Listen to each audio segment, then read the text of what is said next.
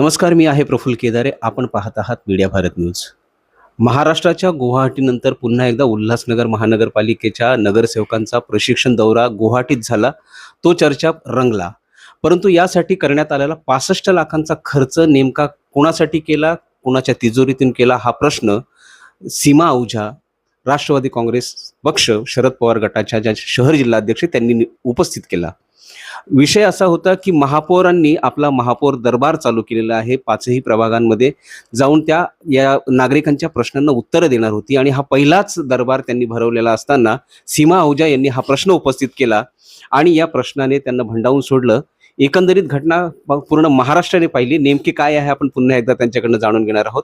नेमका महापौरांच्या त्या दरबारामध्ये काय विषय होता आणि काय रंगला तो? हा जो दरबार होता, हा पहिलं म्हणजे मला कळलंच नाही की हा दरबार कसला होता.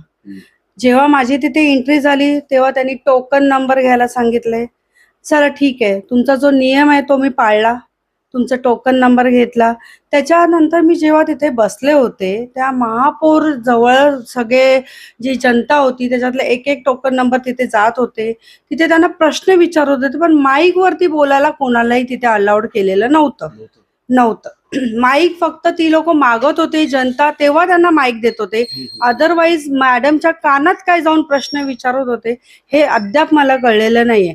आणि सर्वात महत्वाची गोष्ट म्हणजे जेव्हा तुम्हाला जनता प्रश्न विचारते तेव्हा उत्तर तुम्ही द्यायला पाहिजे का तुमचे ऑफिसर देणार? आणि ते कोण होते? ऑफिसर होते, कोण होते आम्हाला माहिती नाही. तुम्ही तिथे प्रश्न ऐकत होते, प्रश्नाची उत्तर न देता तुम्ही सांगत होते इथे या, त्यांना सांगा काय ते उत्तर द्या. असं का? मग तुम्ही 65 लाखांचा प्रश्न विचारला, उत्तर मिळालं का? काय प्रतिसाद मिळाला? 24वा नंबर माझा होता. अच्छा. टोकन नंबर जो होता 24वा नंबर माझा होता. माझं नाव घेतलं गेलं सीमा सुरेश अहुजा. माझं नाव आहे सीमा महेश अहुजा. तिथे सुरुवात त्यांनी चुकीची केलेली होती. जेव्हा मी प्रश्न विचारला तेव्हा मॅडमने माईक दिला नव्हता. माईक मी घेतला आणि त्याच्यानंतर मी प्रश्न विचारला. मॅडमने प्रश्न विचारला मी हा की तुम्ही जेव्हा गेलेले त्यावेळेला तुम्ही हा 65 लाखाचा जो खर्च केलेला आहे गुवाहाटीला जाऊन त्याचा मला हिशोब द्या. साधारण प्रश्न होता माझा. मॅडमने मला उत्तर दिलं, मॅडम तुम्ही ऑफिसला या, तिथे भेटा. मला ते म्हणजे उत्तर मला नको होतं. ते उत्तर मी का त्या याआधी निवेदन देऊन तो प्रश्न विचारलेला होता. एक्झॅक्टली. मी बाईटमध्ये सुद्धा त्यांना हा प्रश्न विचारलेला आहे आणि वारंवार त्यांना हा मी प्रश्न विचारतच होते की मला 65 लाखाचा हिशोब द्या, पण अद्याप काही त्यांच्याकडून व्यवस्थित उत्तर आलेलं नाहीये. तेव्हा तिथे जे व्यक्ती होते त्यांच्या बाजूला जे बसे त्यांचं नाव मला काय माहिती नाही आणि मला ते जाणून पण घ्यायचं नाहीये. त्यांनी मला सांगितलं की हा आमचा खर्च झालेला आहे, हा हिशोब झालेला आहे. तर हे असं उत्तर नाहीये. उत्तर नेमकं कोणाकडनं अपेक्षित होतं? मला अपेक्षित महापौरकडून होतं. जर तुम्ही बॅनर लावताय महापौरचा तर तुम्ही उत्तर द्या ना. महापौरने उत्तर का नाही दिलं? कारण महापौरकडे उत्तरच नाहीये त्या गोष्टीचं. जो प्रश्न मी विचारत होती त्याचं उत्तर मला फक्त आणि फक्त महापौरकडून पाहिजे होतं, ना त्यांच्या बाजूच्या लोकांकडून हवं होतं. पण तुम्ही हे पाहताय महानगरपालिकेमध्ये म्हणजे महिला लोकप्रतिनिधी असतील, त्यांचे निर्णय घेणारे शेजारी दुसरेच बसलेले असतात. हे खटकताय का? ऑब्व्हियसली खटकतंय. का नाही खटकणार? मग तुम्ही जे खुर्च्या घेऊन बसलेत ना महापौरची, ती कशाला घेतलीये? मग उतरा खाली.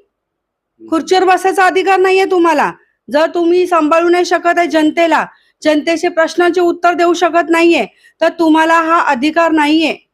मग आता तुम्हाला 65 लाखांचं उत्तर अद्याप मिळालंय की नाही? आणि नसेल मिळालं तर पुढची भूमिका काय? अद्याप काय? अजूनपर्यंत हा आता वाजले किती आहेत? 5:24 झालेले आहेत. अजून आम्हाला उत्तर भेटलेलं नाहीये आणि हा प्रश्न माझा वारंवार असणार आहे.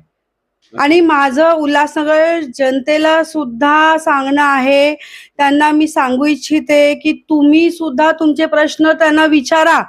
का गप्प बसली जनता? तुमचा हक्क आहे. संविधानाने आम्हाला हक्क दिलेला आहे, बाबासाहेबांनी आम्हाला हक्क दिलेला आहे. तुम्ही प्रश्न विचारा त्यांना. त्यांचा आरोप आहे की तुम्ही विरोधी पक्षात आहात म्हणून तुम्ही अशा पद्धतीने स्टंटबाजी करताय. ही स्टंटबाजी नाहीये, हा जनतेचा प्रश्न आहे. तो मी तिथे घेऊन गेलेले. याला स्टंटबाजी बोलत नाहीये. त्यांच्याकडे उत्तर नाहीये द्यायला, त्यांच्याकडे बोलायला काही नाहीये ना, म्हणून त्यांनी स्टंटबाजी हे दिलेलं आहे. स्टंटबाजी नाही म्हणणं त्याला. ह्याला जनतेचा प्रश्न बोलतात, तो मी घेऊन गेलेली, त्यांच्याकडे उत्तर नाहीये. अजूनपर्यंत लोकशाही दिन म्हणून साजरा केला जात होता उल्हासनगर शहरमध्ये. ते सगळं बंद करून आणि हा जो ह्यांनी दरबार उघडला होता, काय बोलतात त्याला, तो जनता दरबार, तो ह्यांनी स्वतः ओपन केलाय. हे मोठा स्टंट आहे. हे केवढं तरी मोठं स्टंट केलंय त्यांनी. त्याला काय अर्थच नाहीये त्या स्टंटला. तुम्ही मला सांगा ना, महानगरपालिकेमधले जे ऑफिसर कधी उठून येऊ शकतात का तिथे? महापौरने बोलवलेलं का त्यांना? आणि ते आपलं काम धंदा सोडून तिथे येऊन बसलेले का उत्तरं द्यायला? त्यांचं काम महानगरपालिकेमध्ये, ते तिथलं काम सोडून महापौरने जो स्टंट ठेवला होता, मी दरबार वगैरे काय बोलणार नाही, जनता दरबार ह्याला बोलतच नाही. पहिली गोष्ट म्हणजे तुम्ही तिथे येऊन बसता, तिथली कामं कोण करणार? खरं तर महाराष्ट्रात लोकसेवा हक्क अधिनियम लागू आहे. कोणत्याही तुमच्या तक्रारीवर 8 दिवसात 10 दिवसात उत्तर मिळणं अपेक्षित असतं, परंतु इथे महिने वर्षानुवर्षे लोकांना आपल्या तक्रारींच्या निवारणासाठी खेटा घालावे लागतात. हेच या महापालिकेचं अपयश आहे. माझं उलट हे सांगणं आहे आयुक्त मॅडमला, मनीषा मॅडमना हे सांगणं आहे की तुम्ही हे जे स्टंट केलेला, ह्या महापौर मॅडमने जे स्टंट केलेला आहे जनता दरबारचा, तो स्टंट सगळं बंद करून पहिलं जे चालत होतं लोकशाही दिन, हे पुन्हा एकदा चालू करा.